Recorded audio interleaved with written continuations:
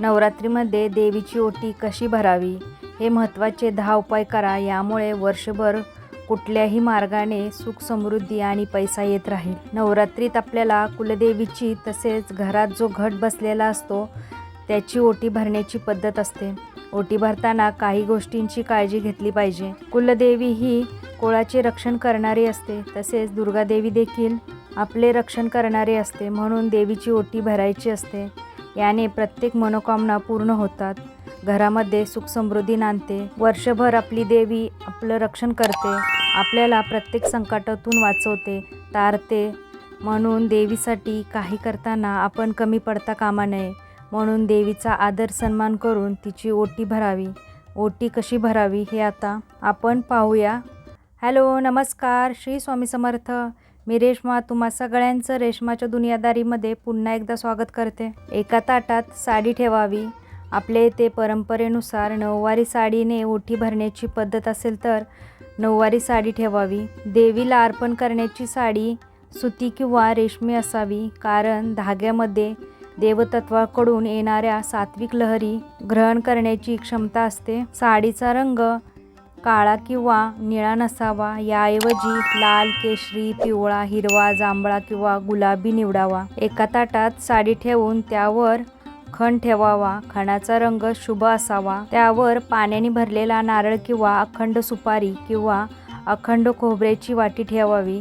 हळदी कुंकू, हळकुंड, हिरव्या बांगड्या, गजरा, तांदूळ आणि खडीसाखर देखील असावी. ओटीत पानाचा विडा ठेवणे देखील महत्त्वाचे आहे. त्याला तांबूल असे म्हणतात. या सर्व वस्तू हाताच्या ओंजळीत घेतल्यावर त्या स्वतःच्या छातीसमोर येतील. अशा पद्धतीने देवासमोर उभे राहावे. देवीकडून चैतन्य मिळावे आणि आपली आध्यात्मिक उन्नती व्हावी अशी देवीला भावपूर्ण प्रार्थना करावी. ओटीचे साहित्य देवीच्या चरणी अर्पण केल्यानंतर ओटीच्या साहित्यावर थोडे तांदूळ व्हावेत. मंदिरात देवीला अर्पण केलेली साडी तिथेच अर्पण करावी. तसेच घरच्या देवीला अर्पण केलेली साडी आपण परिधान करावी किंवा एखाद्या सवासणीला पण देऊ शकता. तसेच नारळातील खोबरे प्रसाद म्हणून ग्रहण करावे. नवरात्रीमध्ये 9 दिवस कोणते उपाय करावेत हे आपण पाहूया. आपल्या घरामध्ये नवरात्रीत 9 दिवस देवी आईची पूजा विधीपूर्ण केली जाते. दरम्यान देवी आईच्या 9 वेगवेगळ्या रूपाची पूजा केली जाते. देवी आई आपल्या घरात आशीर्वाद देण्यासाठी वास्तव्यास येते. त्यामुळे नवरात्रीमध्ये केलेल्या उपायांचे फळ अनेक पटीने जास्त मिळते. कारण नवरात्रीमध्ये सर्वत्र आदिशक्तीचा वास असतो. म्हणून असे उपाय केल्याने ती प्रसन्न होते व आपल्याला प्रत्येक दुःखापासून मुक्त करते. नवरात्रीत विड्याच्या पानावर केशर ठेवा आणि माता दुर्गा स्तोत्र तसेच नावाचे पठण करावे. असे केल्याने घरात सुख शांती निर्माण होते. नकारात्मक ऊर्जेपासून बचाव होतो. घरामध्ये सकारात्मक ऊर्जेचा संचार होतो. जर तुम्हाला तुमच्या नोकरीची खूप दिवसांपासून काळजी वाटत असेल आणि खूप मेहनत करूनही तुम्हाला अपेक्षित काम मिळत नसेल तर नवरात्रीच्या काळात रोज 7 वेळा लवंगाच्या जोडीने नजर उतरवून दुर्गेच्या चरणी अर्पण करा.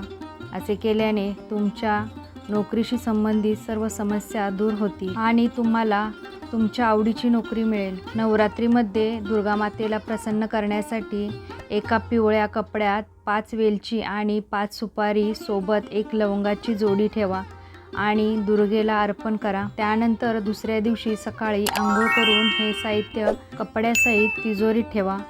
असे केल्याने तुमच्या घरात सुख समृद्धी वाढेल आणि देवी दुर्गा प्रसन्न होऊन तुम्हाला आर्थिकदृष्ट्या संपन्न बनवेल. नवरात्रीमध्ये राहुकेतूच्या अशुभ प्रभावापासून आराम मिळवण्यासाठी दररोज शिवलिंगाला लवंगाची जोडी अर्पण करा. असे केल्याने तुमच्यावर भगवान शिवाची कृपा राहील आणि राहुकेतूचा अशुभ प्रभाव कुंडलीतून दूर होईल. हा उपाय केल्याने दुर्भाग्याचे रूपांतर सौभाग्यात होईल. नवरात्रीच्या 9 दिवसात दररोज लवंग आणि कापुराचा धूर घरभर पसरवल्याने तुमच्या घरातील अशुभ ऊर्जा आणि नकारात्मकता दूर होते. हा उपाय रोज सकाळी 9 दिवस केल्याने तुमच्या घरातील सर्व प्रकारची नकारात्मकता दूर होते.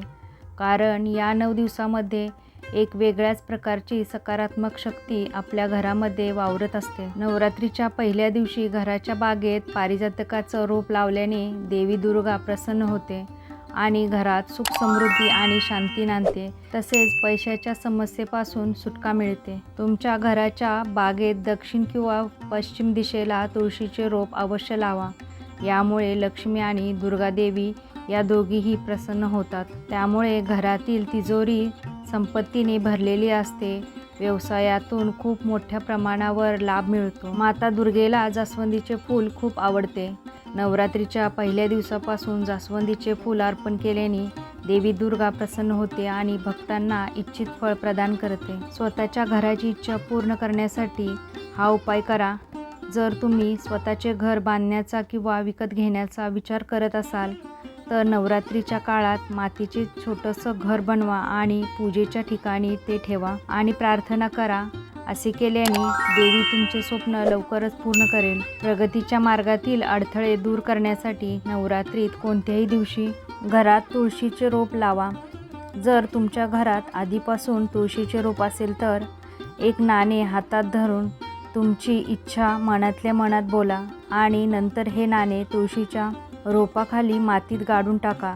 यामुळे तुमच्या प्रगतीचे नवे मार्ग मोकळे होतील. जर तुमच्या घरात नेहमी तणावाचे वातावरण असेल तर नवरात्रीच्या काळात विड्याच्या पानावर सतत 9 दिवस कुंकू ठेवा आणि दुर्गा स्तोत्र किंवा दुर्गा नामावलीचा पाठ करा. यामुळे घरात सकारात्मक ऊर्जा टिकून राहते. जर तुम्हाला आर्थिक समस्या भेडसावत असतील तर नवरात्रीच्या काळात विड्याच्या पानावर गुलाबाच्या पाकळ्या ठेवा आणि माता दुर्गेला अर्पण करा. असे केल्याने धनप्राप्तीचा मार्ग खुला होतो असे मानले जाते. या उपायाने तुम्हाला आर्थिक तंगीचा सामना करावा लागणार नाही. नोकरीत प्रमोशन आणि बिझनेसमध्ये वाढ होण्यासाठी नवरात्रीच्या काळात विड्याचे पान घेऊन त्याच्या दोन्ही बाजूला मोहरीचे तेल लावावे. त्यानंतर ते दुर्गा मातेला अर्पण करावे. डोक्याजवळ सुपारी घेऊन झोपा. यानंतर दुसऱ्या दिवशी सकाळी उठून ही सुपारी दुर्गा मंदिराच्या मागे ठेवावी. असे केल्याने नोकरी किंवा व्यवसायातील सर्व अडथळे दूर होतील. नवरात्रीच्या 9व्या दिवशी 5 हळकुंड घेऊन ते लाल कपड्यात बांधून तुळशीच्या रोपाजवळ ठेवावेत. असे केल्याने ग्रहदोष दूर होतात. असे मानले जाते की हा उपाय केल्याने शनी, राहू आणि केतूशी संबंधित वाईट प्रभाव दूर होऊ लागतात आणि तुमच्या जीवनात आनंद येतो. जर तुम्हाला कोणत्याही जुना आजार असेल किंवा तुमच्या कुटुंबातील सदस्यांची तब्येत सतत बिघडत असेल तर महानवमीच्या दिवशी दुर्गा मातेचं ध्यान करताना आग्नेय दिशेत म्हणजेच आग्नेय कोपऱ्यात तुपाचा दिवा लावा. हा उपाय केल्याने रोगापासून मुक्ती मिळते आणि उत्तम आरोग्याचे वरदान मिळते.